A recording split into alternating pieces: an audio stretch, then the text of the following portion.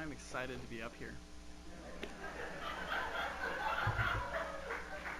Just like the kiddos that were up here just a little while ago, I grew up sitting in these same seats. Actually, they were pews at the time, I'll be honest. But I used to be a young kid, and I used to go here with my parents, and I'd sleep with my head propped up on two Bibles, and I've come a long way. Let's just say that. That being said, I have also come a very long way this past year. Some of you know I've started businesses, started doing a whole bunch of things. But just very recently, I started working out.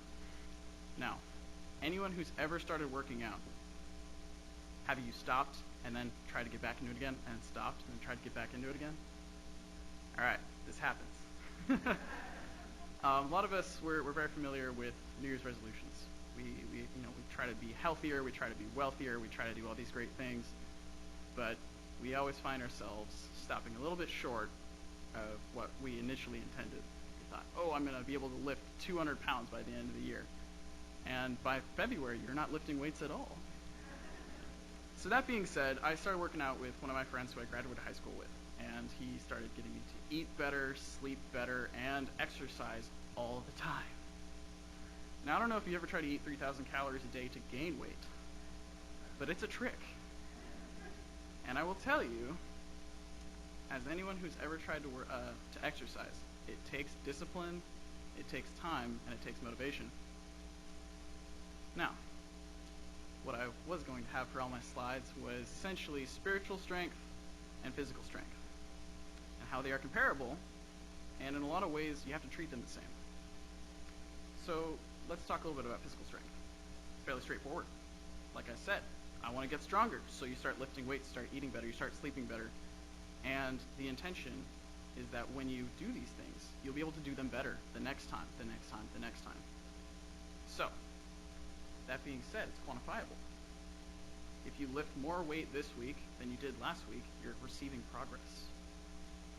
So, why not? You're like, okay, I can see the results, I see what's working, I know that I'm doing the right thing because I'm getting the result that I was looking for. That being said, as all of us have stopped exercising suddenly and just it's February and we can't lift the weights we wanted to lift, it goes away just like that. Suddenly you can't lift the amount you could lift when you started. And because you've been eating more, you now weigh more. So, it's a joyful experience, but it's a cycle. Now, the thing about physical strength, even though it is so straightforward, we can't seem to motivate ourselves to get to do it. But we see all the results. There's nothing intangible about it. And the funniest thing is, our culture adores it. I'm a young guy. As a young guy, it's in my best interest to have huge biceps and look great. Really. But you see me out there and I'm pumping weights? No. I'm sitting there in front of a computer screen doing work.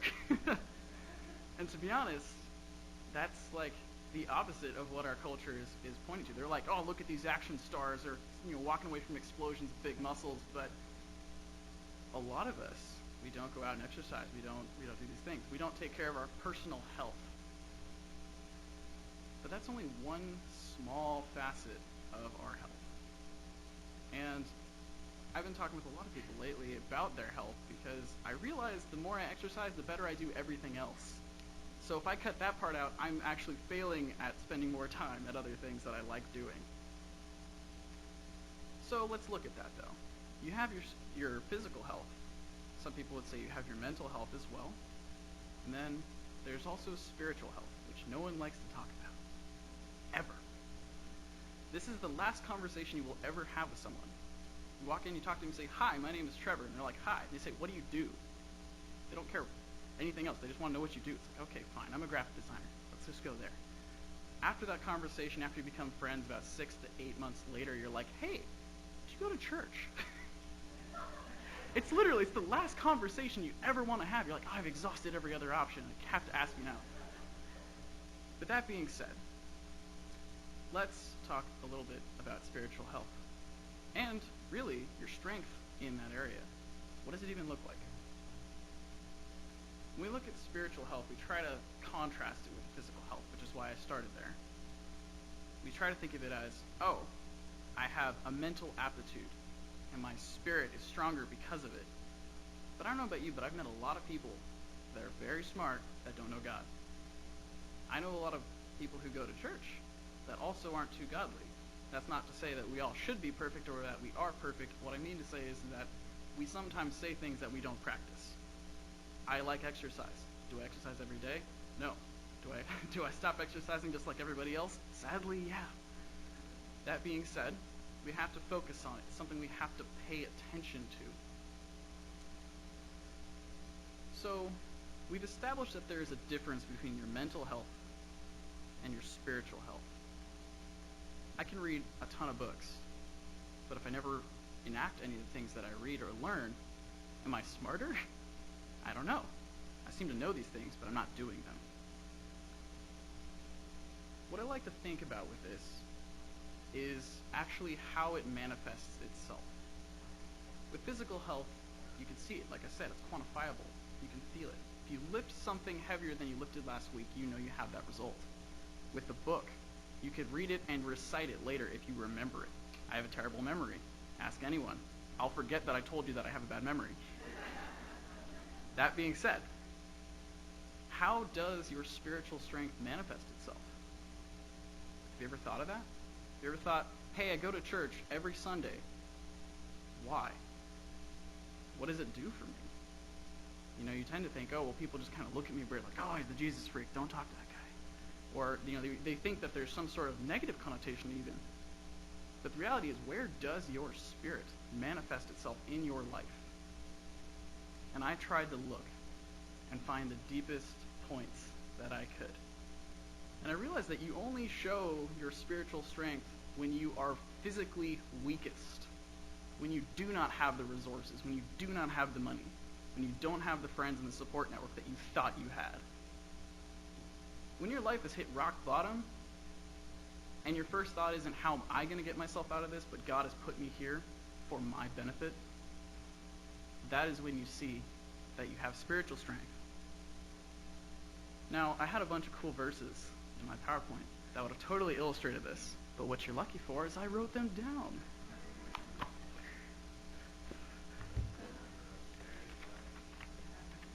I don't trust technology, but I have to use it every day. The Bible is full of examples of physical strength. And all the times that we say, God, we don't have the strength, please fill us with your spirit so we may have the strength to do what we need to do. I love that Mark brought up Isaiah. I'm about 37 chapters past him in Isaiah 40. But in a couple verses they say, he gives strength to the weary and increases the power of the weak. Even youths grow tired and weary, and young men stumble and fall. But those who hope in the Lord will renew their strength. They will soar on wings like eagles. They will run and not grow weary. They will walk and not be faint. These examples are all over the Bible. And even then, even because our physical strength is so straightforward, we still ask God, hey, help me out. I don't want to deadlift for 3 months. I need strength now. But then again, going back to the spiritual strength, it requires us to be beyond intellectual assent. It requires our spirit to be called to greatness. What I would ask is that you shift your context. After we hear that the spirit is strong and the flesh is weak, is that we get in Matthew 17:20, because you have so little faith, I truly tell you, if you had a faith as small as a mustard seed, you can say to this mountain, move from here to there, and it will move. Nothing will be impossible for you. I don't know about you, but I like climbing mountains, not moving them. Just ask my best friend.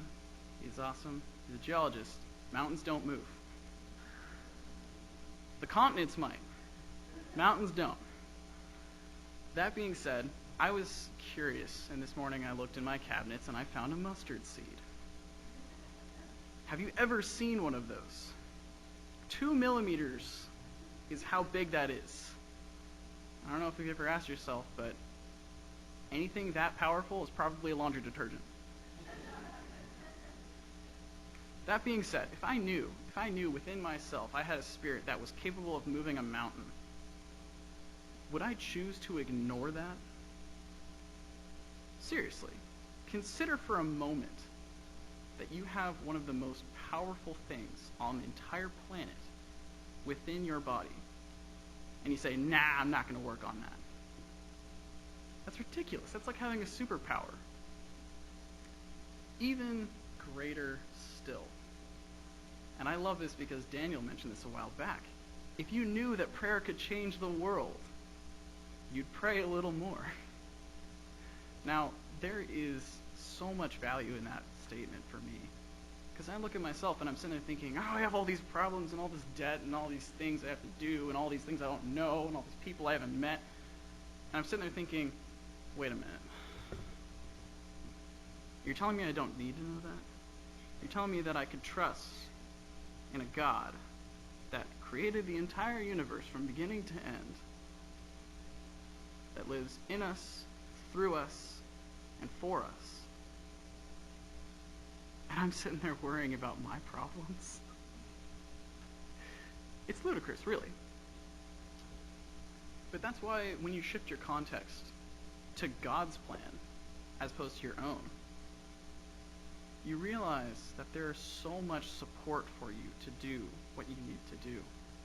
God is there for you in the same way that he would ask for a small percentage of your attention just to do his will. And that's crazy. We have to remind ourselves that as we go through our lives, we can hit the lowest point physically possible and we are not alone. We can talk to ourselves in our mind and think, I have to solve this. This is my problem to solve. But what God says is, you're not alone. Do not be afraid. You hear that all the time in the Bible. I love it. Even then, it is so incredibly important just to remember that God gave you your spirit. It is what animates you. It is what you live through. That is the strongest thing you will ever have. And all I would say is, spend a little bit of time to focus, have discipline, and take care of the most important things that you have. And I think your spirit should be on the top of that list. Now, I came up here today excited. I think that the world has a lot of very interesting perceptions. And one of those perceptions is that going to church is time that you could be spent sleeping. Now, I say this in full confidence to all of you. I love sleeping. I used to sleep on average about 12 hours. I would go to bed at midnight and wake up at 11 in the morning. Okay. In the past 5 months, I started going to bed at 10. Gosh, look at me, an old person already. And I now wake up at 6 in the morning. Now, you know what's weird is that I sleep less, but I feel more awake. And in those hours before 8 in the morning, that time is mine. I get to spend it taking care of myself so that I can take care of others. Nobody does that anymore. I keep talking to people, and they tell me I am exhausted. And I ask them, what do you do in a day? And they tell me I work, and then I go and I eat food as fast as I can during my lunch break. I go back to work. I go home and I deal with my chores. And then I spend maybe 10 minutes on stuff that I care about, watch a Netflix show, and pass out. Now, I used to live this life. I used to go out into Glendale and spend 14-hour days working on car wraps. I'm not doing that job anymore. But I learned a very valuable lesson, which is that when you ignore yourself, you ignore your needs, and devalue yourself, no one will give you that back. You're the only person who can hang on to that. Now, I think we go to church every Sunday. not because we love getting out of bed in the morning, but because we get encouraged to take care of ourselves here. And I would encourage all of you to keep doing that. Thank you. Have a great day.